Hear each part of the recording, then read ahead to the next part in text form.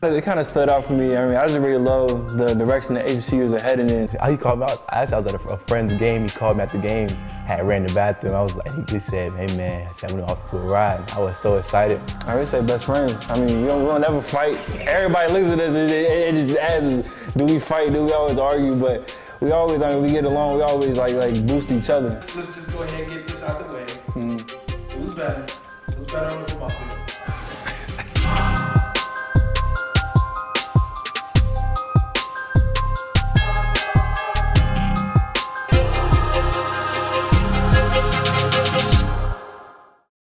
First off, appreciate this. This is awesome, man. Good stuff, good stuff. We'll start with you, Jabari. First off, your thoughts being able to come back in state. How big was that for you to transfer to Virginia State? It was very big. It was really a blessing from God, because that period of sitting and waiting and realizing that it was just a tough decision. But honestly, I just want to give my glory to God, and He found a home for me.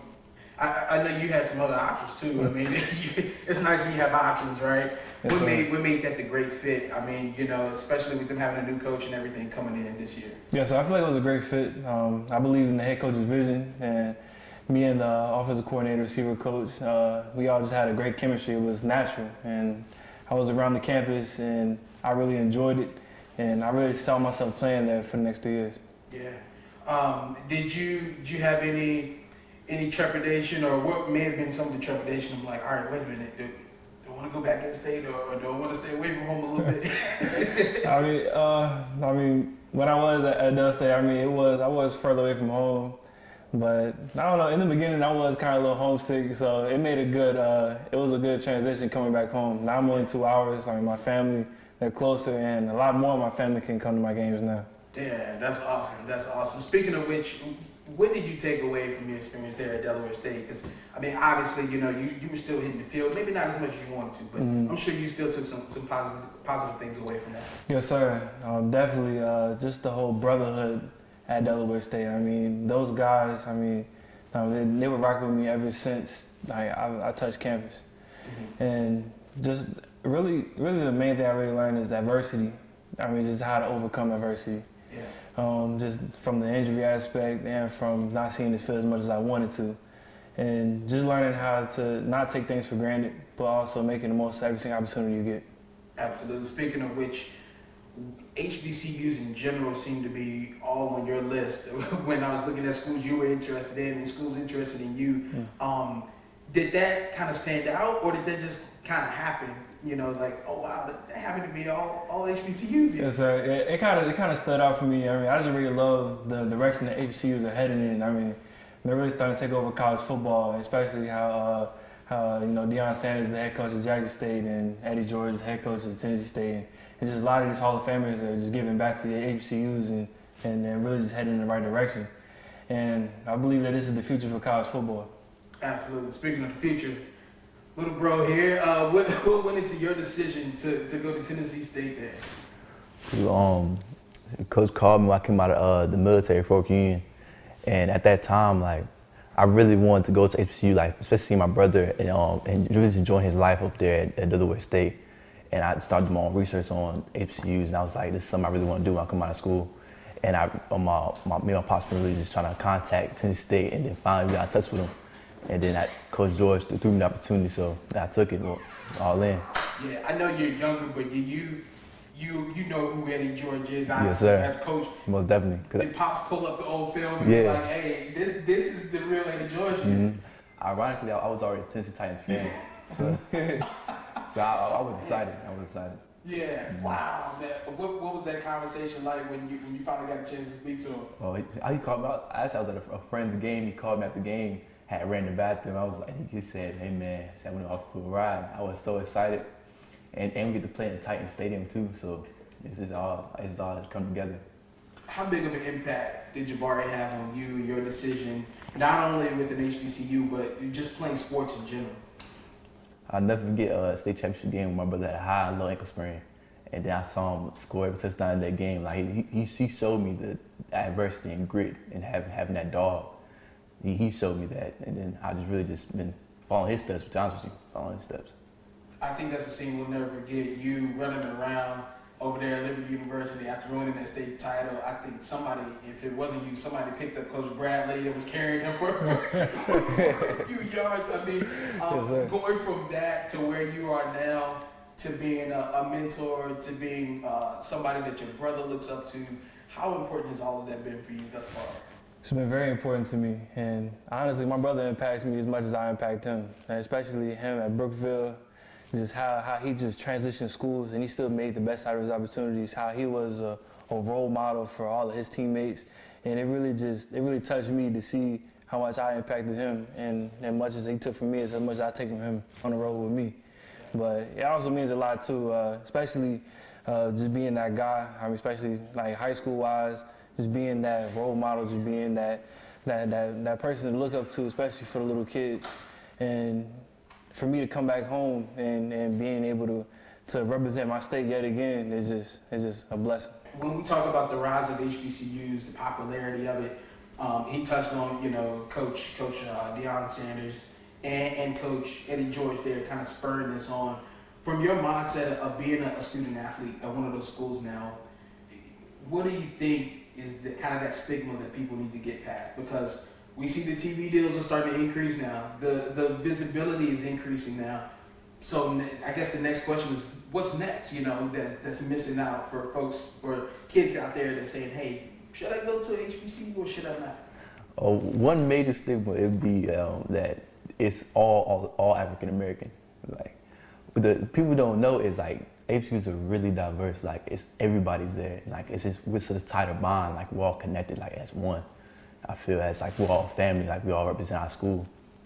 I feel like it's more of a family feel. Yeah, what would you say is some of those things that perhaps people don't know, haven't gone through at least one program already, going into your second now?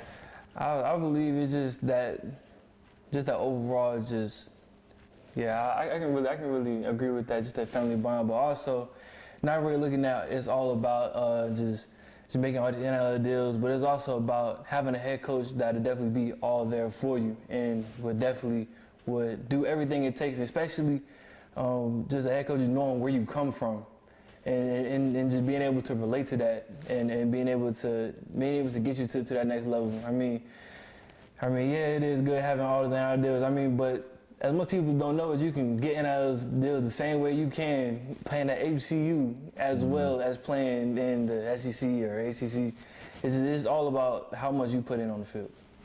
What do people not know about the Blake brothers?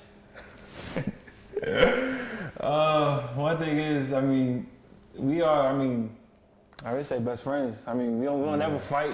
Everybody looks at us and it just asks, do we fight? Do we always argue? But we always, we get along. We always like boost each other. Through any tough times I ever have in my life, he's always the first person I pick up and call and give for the best advice. Definitely. I swear, he may be. Vice versa. Hey, man. He may be 19, but he got the mind of a 35-year-old. I swear to God. It's okay. They always say the same thing about me. It's all good. We're okay. We're gonna make it. All right, let's just go ahead and get this out the way. Who's better? Who's better on the football field? Him.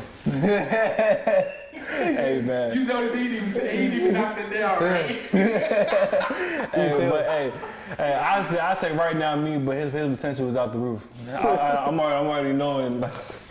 Hey, 6'5" running a 4.4. I haven't seen too many people. That worked out. I was gonna say you probably complement each other very, very well. Especially in terms of the off season of working out, quarterback, receiver. How awesome is that? Yeah, so awesome all the time. So it really good because a lot of times you don't gotta depend on people, man. You just have your brother right there in the house, and we just like, okay, let's just go up to the field, let's get some routes in on air, let's get some timing down. We can work on his concepts, we can work on my concepts.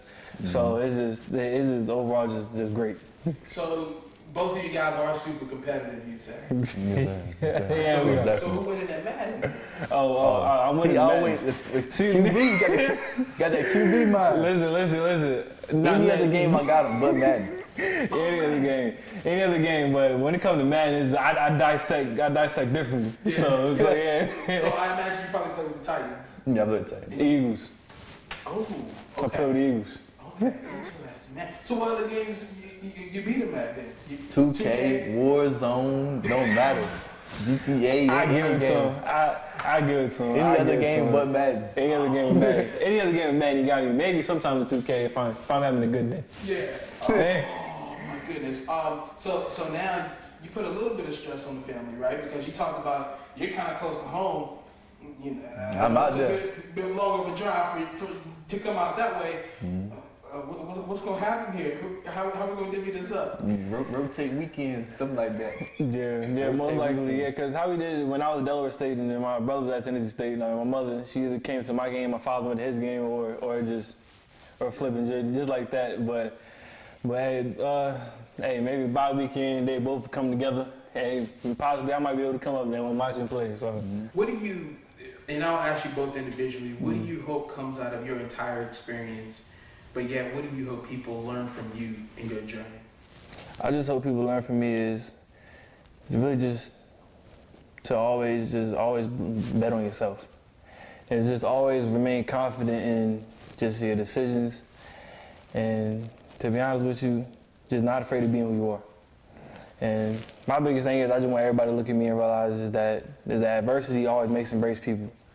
And it's just, who are you when you get knocked down? Are you the person to lay down, or are you the person to get back up and rise to the occasion? Because my story, just being this number one guy, just coming down to a college, just experiencing trials and tribulations when it comes to injuries and not seeing the field, but also just being resilient and coming back stronger than ever and not ever giving up, and coming back home to a great team. And looking forward to showcasing my last 2 years, what everybody's been missing. What would you say when it's all said and done for you and your journey? What do you hope people get out of it?